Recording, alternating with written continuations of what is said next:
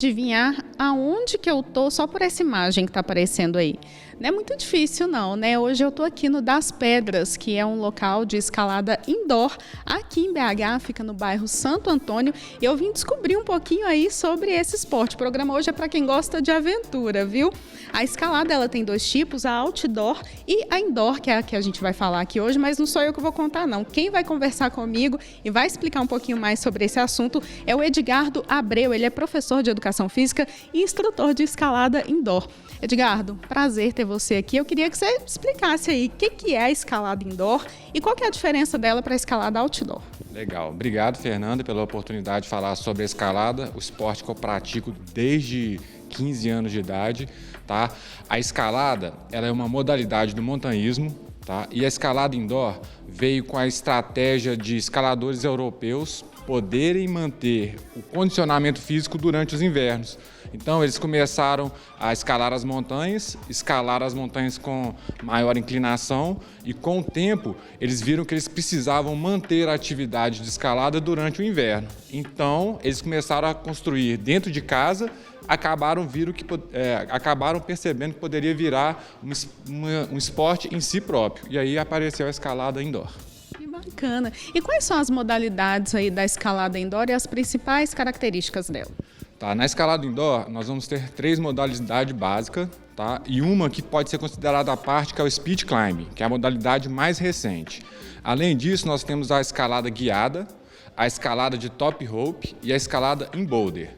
A escalada em boulder é aquela que são feitas até 4 metros de altura, onde a pessoa escala sem corda e cai em cima dos colchões. A escalada de top rope é aquela que a escalada é iniciada já com a corda no topo da parede. Tá? E a escalada guiada é aquela que, à medida que a gente vai subindo, a gente vai passando a corda nas costuras. E o que são, Edgardo, os muros negativos e positivos e como que eles interferem aí na prática da escalada? O muro negativo é aquele que tem uma inclinação abaixo de 90 graus. Ou seja, se a gente pensar numa parede de casa normal, nós temos ali um ângulo de 90 graus. Abaixo daquilo nós temos um muro negativo, acima daquilo nós temos um muro positivo. Então você pode imaginar que a escalada positiva é como se fosse uma rampa de uma garagem muito inclinada, onde a gente consegue escalar basicamente com o apoio dos pés. Quando a gente passa para a escalada negativa, a gente passa a ter uma participação dos membros superiores, principalmente das mãos, muito maior do que na escalada positiva. Então essa é a principal diferença. A demanda dos membros superiores na escalada negativa, ela é muito maior do que na escalada positiva. Quais são as técnicas aí utilizadas na escalada indoor e elas se assemelham também com a escalada outdoor ou são completamente diferentes? As técnicas de segurança são muito similares entre as duas modalidades indoor e outdoor. Tá? Quando a gente vem para o ambiente interno, né, da escalada indoor, nós vamos ter um ambiente mais controlado. Então, os equipamentos como capa de chuva, esse tipo de equipamento a gente não precisa de trazer. Quando a gente está na escalada outdoor, além dos equipamentos básicos como cadeirinha, sapatilha, capacete e os mosquetões e a corda, nós costumamos levar um kit de primeiros socorros, tá? E algum alimento para a gente consumir durante a escalada. Normalmente a gente passa um dia inteiro na rocha ou na montanha e aqui na academia o pessoal costuma passar entre 1 e 2 horas e depois vai fazer o lanche em casa.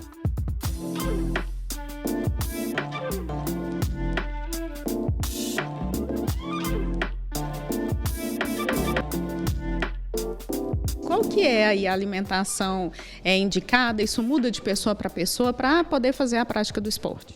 Nós vamos ter 2 características. Se a pessoa já é um atleta, já está bem condicionado, a gente tem que aumentar o consumo de proteína, porque a escalada é um esporte que demanda bastante força muscular. Para o pessoal que está iniciando e está com um peso um pouco acima do indicado, o que a gente recomenda seria uma alimentação mais leve, com menor valor calórico, para que com o tempo e com a própria prática da escalada, ela possa ir perdendo peso, porque a massa corporal, o peso da pessoa, é um elemento fundamental no desempenho da escalada esportiva.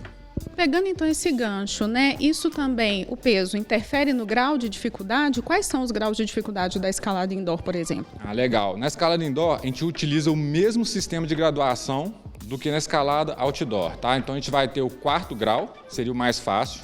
Aí teria o 4º sup, 5º sup, 6º sup. A partir do 7º grau, a gente teria o 7 ABC, 8 ABC, até chegar no 11. Tá? E quanto maior o número e maior a letra, maior é o grau de escalada. O peso, o que ele vai interferir? Imagine você numa via negativa, tendo que suportar o seu peso com a ponta dos dedos e você hoje está com 90 quilos. 6 meses depois, você volta naquela mesma situação com 10 quilos a menos. Então, relativamente àquela intensidade da via, o grau que era 7 continua sendo 7, mas você vai ter uma sensação de que como se o grau fosse menor. Isso. Aí eu queria aproveitar, só para a gente mostrar aqui, queria que você falasse um pouquinho que esses graus estão aqui, né? Exatamente. Isso tem a ver com a subida, né? Explica para a gente o que é o 7º, o 5º. Explico sim. Olha só, nas academias, além de a gente utilizar o grau como referência para a dificuldade, a gente separa o grau por cores, tá? Então aqui no 5º grau, a pessoa vai escalar com a mão e os pés somente nas agarras azuis, tá? E você pode reparar aqui o tamanho da agarra de 5º grau comparado com uma agarra de 8º grau. Então, enquanto aqui eu estou somente com a ponta nos dedos, uma pegada que a gente chama de reglete, aqui eu estou com a mão completamente cheia, numa garra que a gente chama de patacão.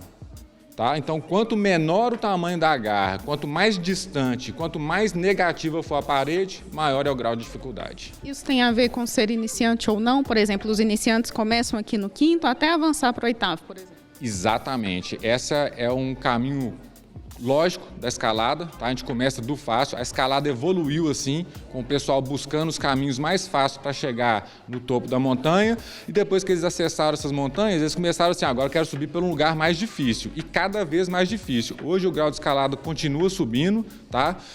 Os escaladores europeus e asiáticos estão no topo hoje são a elite, e eles já conseguiram subir o grau em uma letra no último ano.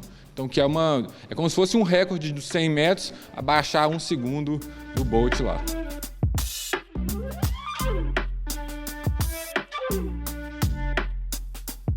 Queria que você falasse, qual que é a roupa mais adequada, né, para a pessoa que quer fazer escalada indoor? Legal demais. É uma roupa de esporte, tá? Eu recomendo que seja uma calça ou uma bermuda um pouco mais comprida para poder a cadeirinha ficar confortável. Quando a pessoa vem com um short muito curto, o short costuma embolar na cadeirinha, tá? E aí machuca um pouco a perna por causa do atrito da fivela com a pele.